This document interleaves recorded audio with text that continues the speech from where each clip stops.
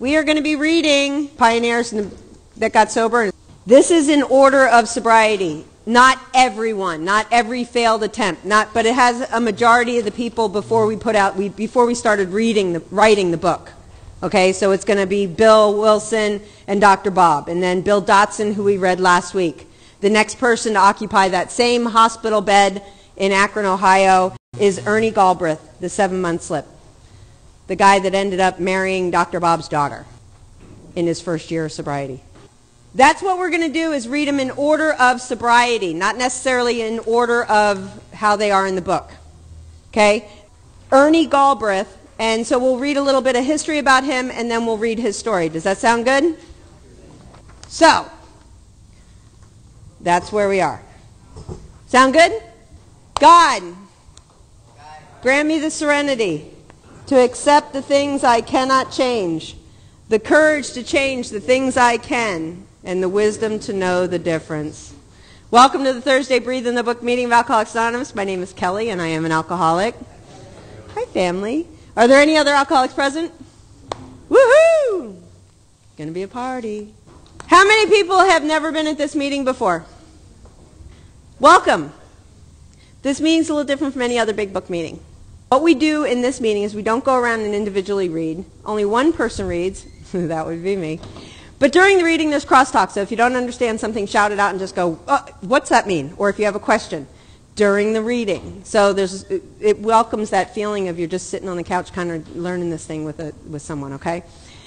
Now, the other thing that's different in this meeting is that we don't just start reading something. We actually do an overview of the whole big book of Alcoholics Anonymous because when I was new, I didn't understand it when I came to big book meetings. I just go, well, I read something out of some book, right? So we do an overview so you know why we're reading, what we're reading, okay? The big book is broken apart in 2 different sections. It's pretty much the first 164 pages, which is our program, and then we have stories in the back. And the book has had 4 different editions. In the 4 different editions, we've changed the stories, but we don't change the 164 that contains our program, okay? This is the preface as it appears in the contents page. Really brief because we've already read all of this. I'm going to do a brief overview of that part of it, okay? And then we'll pick up where we're at now in the stories. The preface starts off and it says, "This is we don't change the 164, and we hope when you read this you go, oh, I felt like that." Then it has forwards to the 4 different editions that explains this is our basic text, and it's going to show you precisely how we have recovered and some history. The doctor's opinion starts off the 164 of our program, and in the doctor's opinion, that's not Dr. Bob, our founder, it's Dr. Silkworth, the one that kind of kept detoxing our founder, and he's the one that helped almost 50,000 alcoholics. He describes the allergy, kind of that, sorry, we don't have a pill to fix you, you need a spiritual slap on the head, and we doctors can't seem to do that. But whatever these men have to say seems to work. So that's the good doctor's opinion. He describes the allergy on the very beginning. And then Bill starts off with his story, just like in a speaker meeting. He talks about that, I got this.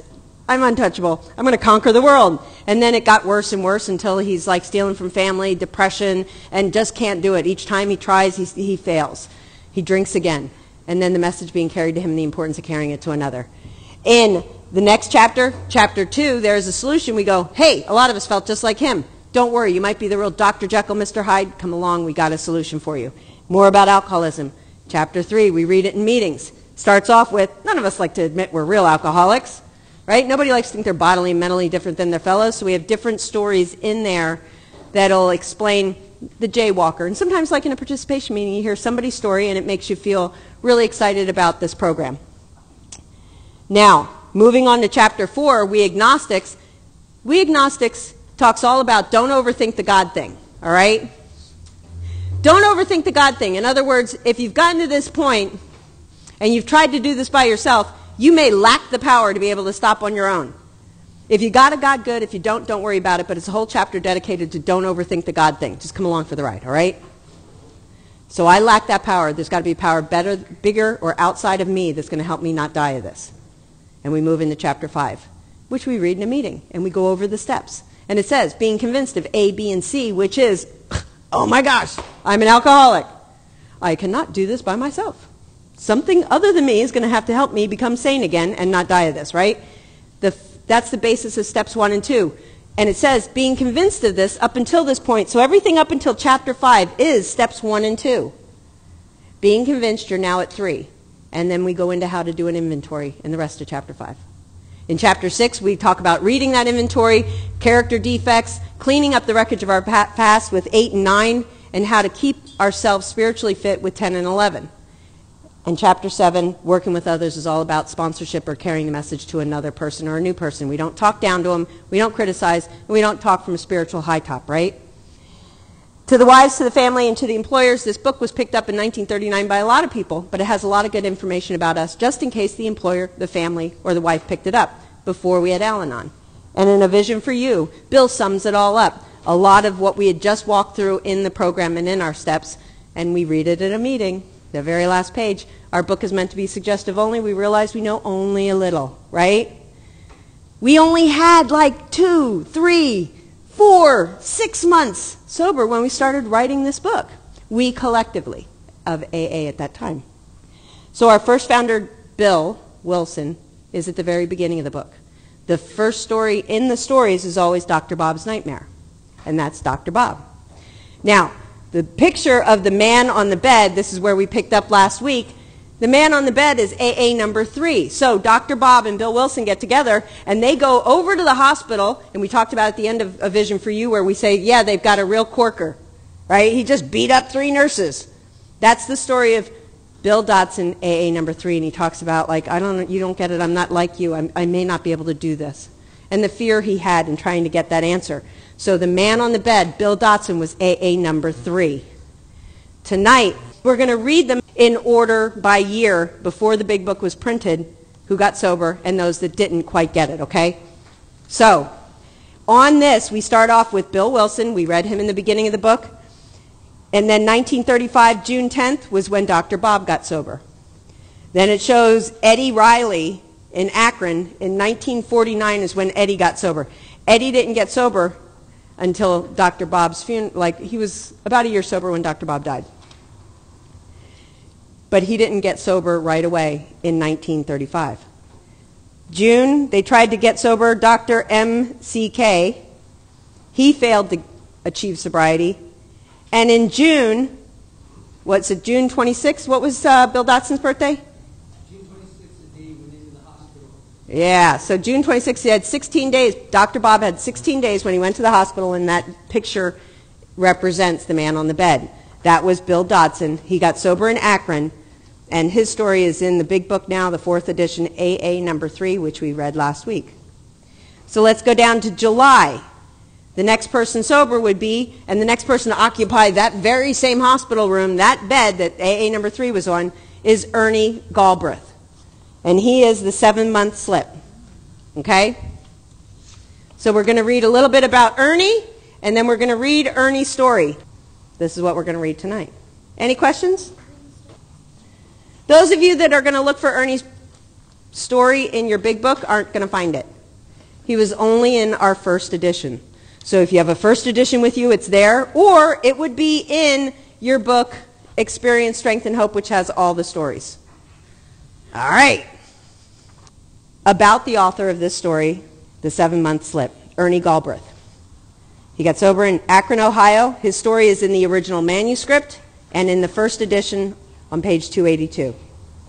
Ernie first got sober in August of 1935, probably the first after Bill Dotson, AA number 3. While Bill Wilson was still staying with the Smiths, that's Dr. Bob and his wife Ann, in Akron, Ernie married Dr. Bob's daughter, Sue. So, probably not even with his first 30-day chip, right? Talk about relationships in your first year. It may have been where the first resentment of having a relationship in your first year came from. So now Sue is about 17 at the time, said that the first time she saw Ernie, stopped her on the street to ask how to get to the house of Dr. Bob. She pointed out the house, but didn't tell that she was Sue Smith, Dr. Bob's daughter. She described him as a stout, blue-eyed, reddish hair and round face. He had a good sense of humor and was a good storyteller who could make Her mother and father laughed like nobody had ever seen, just sitting around the kitchen table telling stories and drinking coffee. We alcoholics are good storytellers, aren't we? We always know how to win over the family when we want to. He was a wild, devil-may-care fellow, who had enlisted for a one-year term in the Army when he was only 14. Where does it mention this devil-may-care chap? I think it's page 150-something, 58 maybe, in A Vision for You.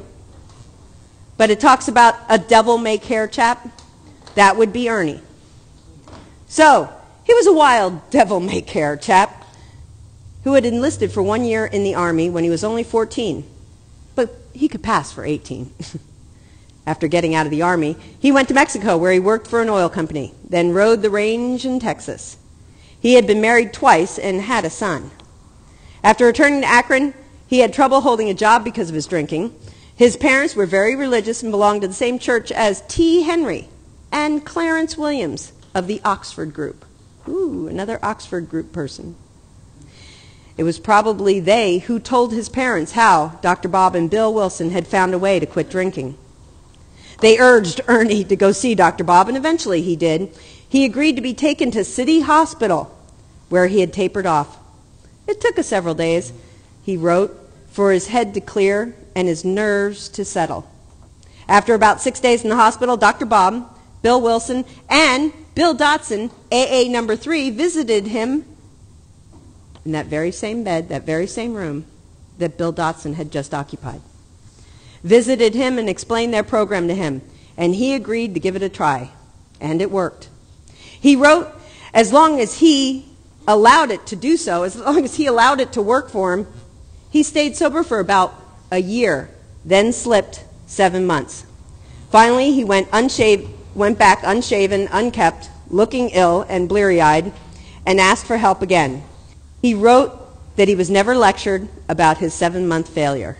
So we didn't go to the new person and go, yep. We don't shoot our wounded. We don't put them down. We don't tell them shut up and sit down. We didn't do that in the beginning. We were understanding.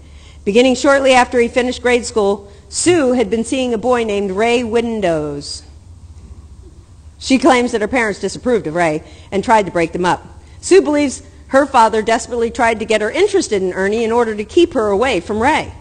But it is doubtful that Dr. Bob ever meant for her to become romantically involved with Ernie, the newcomer.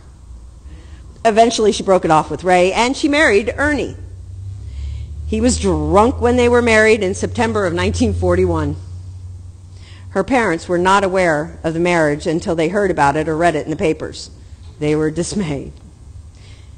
Some people wonder why some of the stories were taken out after that first edition. We'll get to the interesting story why Hank's story was taken out next week, but yeah. Dr. Bob said Ernie never really gelled. Sue Smith remembered that they did not know what to do with him. He even got to where he wanted to get paid for speaking at meetings. He had periodic relapses, which got worse and worse until the time he died. I know. Sue and Ernie had 2 children, a son named Mickey and a daughter named Bonna. They divorced about 1965, and then she went back to marry Ray, her high school sweetheart. And on June 11, 1969, their daughter Bonna shot herself after killing her 6-year-old daughter. She was 23 at the time of her death. According to Sue, Ernie never got over it. I think it talked somewhere about Bonna struggled not only with alcohol, but with addiction to pills at this time. She struggled as well. It's a family disease, isn't it? Ernie never got over it. Bonna died June 11, 1969, and he died, Ernie, the person we're going to read, later to the day, June 11, 1971, 2 years. Okay? That's a little bit of history. So let's move on to the story, the 7-month slip out of the first edition. Does everybody have it? That was basically just a little bit of history. We're going to try to do a little bit of history about each person we're going to read about, okay? Especially when we get to Hank and Fitz and some of the... And Marty Mann. Oh, Some of our founders, you don't know it when you read the story and it just says, women suffer too, or who wrote, a lot of our original stories. It's a really good experience to know our history and the people that started it. So that's what we're going to plan on doing in here. Any questions? Everybody approve? All right. The 7-month slip. At 14 years of age, when I should have been at home and under the supervision of my parents, I was in the Army, the United States Army, serving a 1-year enlistment. I found myself with a bunch of men, none too good for a 14-year-old kid who just passed easily for 18. I transferred my hero worshiping to these men of the world. I suppose the worst damage done in that year in the Army barracks was the development of an almost unconscious admiration for their apparently jolly sort of living. Once out of uniform, I went to Mexico, where I worked for an oil company. Here, I learned to take on a good cargo of beer and hold it. Later, I rode the range in Texas, cow country, and often went to town with the boys to whoop it up on payday. Whoopee! By the time I returned home in the Middle West, I had learned several patterns of living, to say nothing of a cocksure attitude that I needed no advice from anyone. A little cocky, don't tell me, I got this, right? The next 10 years are sketchy. During this time, I married and established my own home, and everything was lovely for a time. Soon, I was having a good time getting around the law and speakeasies. Everybody remember what a speakeasy is? In the time of Prohibition, where we couldn't serve beer, the speakeasies were the ones that, and actually I think there's a pamphlet over there that we put out at central office called the Speakeasy. And it's when you went into a place and you went, psst, can I go in the back room? Where we served the liquor illegally, and they got the habit of calling them speakeasies. Soon I was having a good time getting around the law in speakeasies. Oh yes, I outsmarted our national laws, but I was not quite successful in evading the old moral law. I was working for a large industrial concern and had been promoted to a supervisional job. In spite of big parties, I was, for 3 or 4 years, able to be on the job the next morning.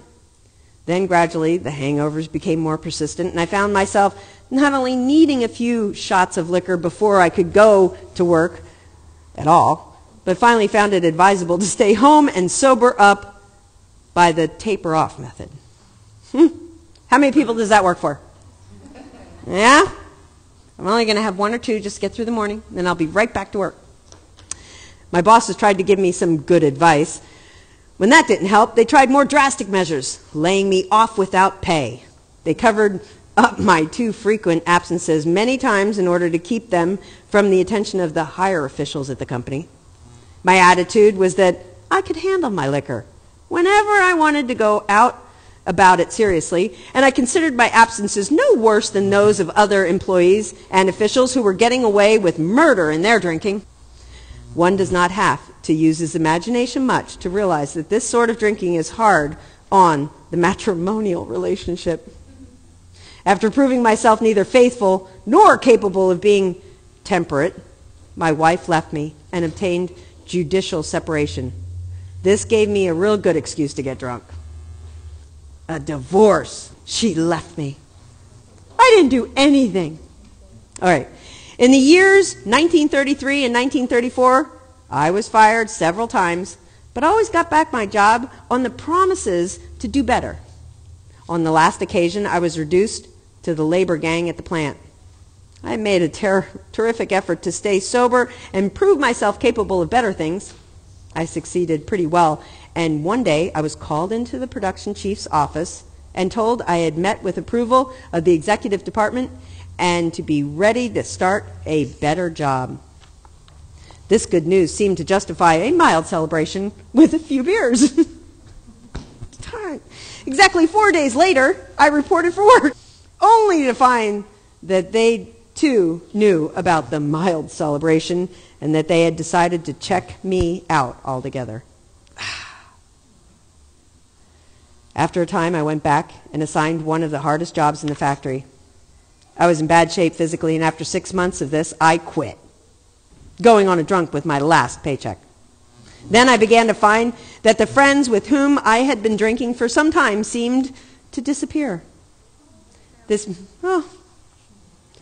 made me resentful, and I found myself many times feeling that everyone was against me. Bootleg joints became my hangouts. I sold my books, car, and even clothing in order to buy a few drinks. I'm certain that my family kept me from gravitating to flop houses and gutters. I'm eternally thankful to them that they never threw me out or refused me help when I was drinking. Of course, I didn't appreciate their kindness then, and I began to stay away from home on protracted drinking spells. Somehow my family heard of 2 men in town who had found a way to quit drinking. They suggested that I contact these men, but I retorted, if I can't handle my liquor with my own willpower, then I had better jump off the viaduct, which is a dam or a bridge, right? Sort of. All right, so if I can't handle my liquor on my own willpower, then I might as well jump. How's that? Another of my usual drinking spells came on, and I drank for about 10 days with no food except for coffee before I was sick enough to start the battle back to sobriety with the accompanying shakes, night sweats, jittery nerves, and horrible dreams. This time, I felt that I really needed some help. I told my mother she could call the doctor who was in the center of the little group of former drinkers, and she did. I allowed myself to be taken to the hospital, where it took several days for my head to clear, my nerves to settle. Then one day I had a couple visitors. Who would they be? Dr. Bob, Bill Wilson, and Bill Dotson, the man on the bed. One man from New York, the other a local attorney. During our conversation, I had learned that they had been as bad as myself in this drinking, and that they had found relief and had been able to make a comeback.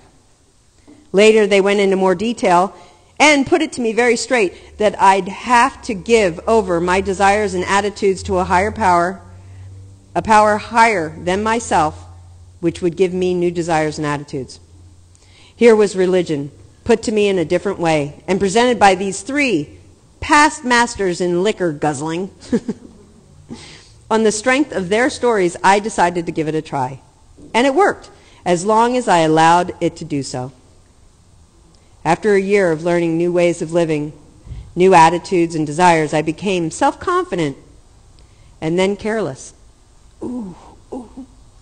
I suppose you would say I got to feeling too sure of myself and zowie.